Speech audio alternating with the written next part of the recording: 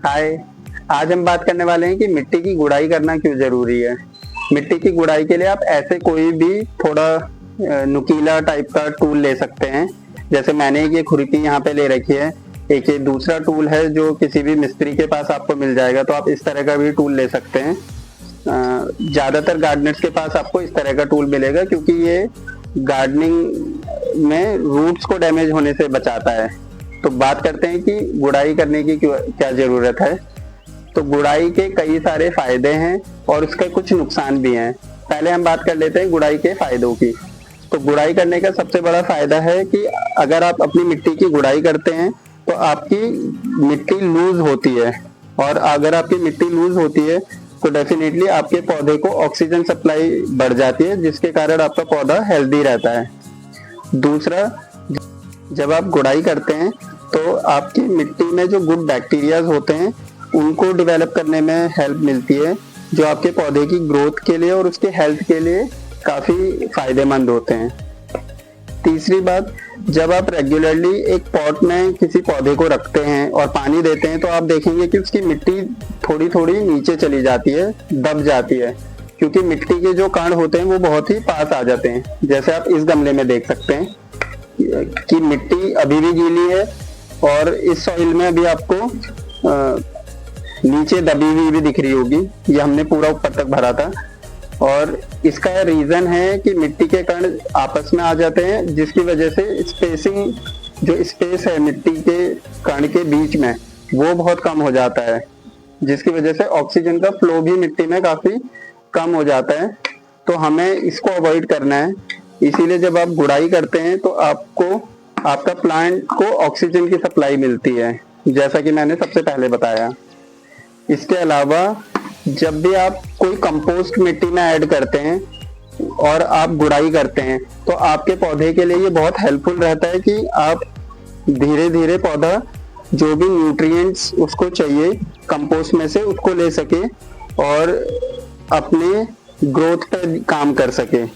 तो जब भी आप कंपोस्ट ऐड करते हैं उस टाइम पर भी आपको मिट्टी में गुड़ाई करना बहुत जरूरी होता है।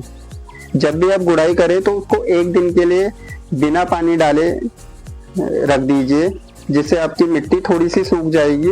आप देखते हैं कि क्योंकि ज्यादातर पौधे शहरों में गमले में लगे होते हैं तो उसमें ऑक्सीजन की सप्लाई बहुत कम होती है। जैसे आप इस गमले में देख सकते हैं अभी भी नमी बहुत ज्यादा है, और नमी होने की वजह से ही पौधे में फंगस आने का डर रहता है। जब आप गुड़ाई करेंगे तो इसकी ऊपर की लेयर मिट्टी की सूख जाएगी, जिसकी वजह से इसमें फंगस का इन्फेक्शन होने के चांसेस भी कम हो जाएंगे। इसका एक सबसे बड़ा फायदा मुझे जो लगता है वो ये है कि जब भी आप पौधे की गुड़ाई करते हैं तो आपके पौधे को एक स्पेशल केयर मिल जाती है। जैसा आप देख रहे हैं कि इस पौधे पे कुछ पीले पत्ते आ रहे हैं, तो अभी हम इनको हटा देंगे, और ये आप केवल तभी देख पाते हैं जब किसी पौधे की आप गुड़ाई करते हैं। तो जो भी किसी भी पौधे में खरपतवार आए होते हैं या फिर उसमें पीले पत्ते होते हैं या फिर उसमें सूखे पत्ते होते हैं, आप उनको हटा पाते हैं और पौधे को एक पर्सनलाइज केयर दे पाते हैं। तो इसीलिए मैं ज्यादातर गार्डनर्स को सजेस्ट करूंगा कि अगर आप अपने घर में कोई भी प्लांट्स रखते हैं तो उसकी कम से कम 15 दिन में एक बार गुड़ाई करिए, ताकि आपका पौधा काफी हेल्दी रहे। और अगर आपको ऊपर की मिट्टी सूखी हुई दिखाई देती है तो डेफिनेटली आप इससे ये भी समझ सकते हैं कि पौधे को पानी की जरूरत है। गुड़ाई का सबसे बड़ा एक नुकसान ये है कि अगर आपने इस खुरपी को ज्यादा नीचे तक डाल दिया तो पौधे की रूट सिस्टम को ये इम्पैक्ट कर सकता है, आपका पौधा मर भी सकता है।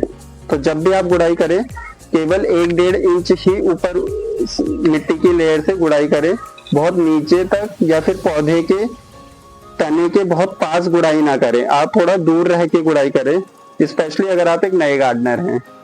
पुराने गार्डनर्स को क्योंकि हैबिट हो जाती है, एक्सपीरियंस हो जाता है, तो उनको पता होता है कि कितना और कहाँ तक हमें जाना है। तो गुड़ाई का एक ये मुझे नुकसान दिखता है, और ये सबसे ज्यादा पॉसिबल होता है जब आपका पौधा बहुत छोटा होता है। तो जब भी आपका पौधा काफी छोटा हो, आप कोशिश करिए कि तने से काफी दूर गमले के कोने पे या किनारे पे ही गुड़ाई करें, जिससे आपको आपकी मिट्टी में भी ऑक्सीजन की सप्लाई जाएगी और आपका पौधा भी मरने से बचेगा। Thank you. अगर आपको आज की वीडियो पसंद आई हो तो अपने गार्डनर लवर्स या प्लांट लवर्स के साथ शेयर करें, अपना एक्सपीरियंस कमेंट में लिखें।